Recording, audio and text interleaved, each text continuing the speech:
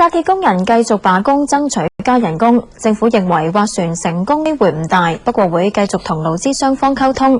有地產發展商就話罷工已經拖慢多個地盤嘅工程，亦都影響其他公眾工人。宋子豪報道。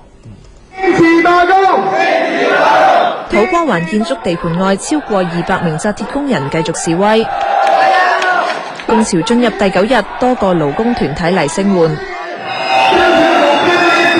工會指罷工令釘板、拆板同石屎等嘅其他工種工人亦都開工不足。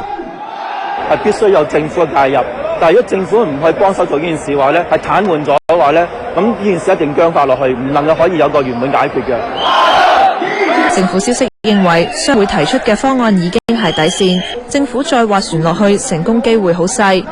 勞工及福利局發言人表示，理解工人嘅處境，雖然現階段勞資雙方存在分歧，但當局同勞工處會繼續同勞資雙方溝通。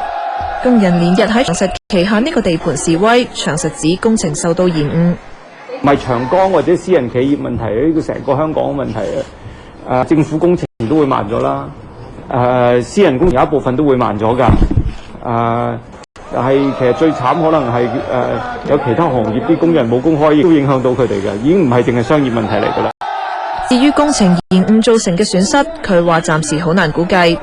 先電視記者宋子浩報道。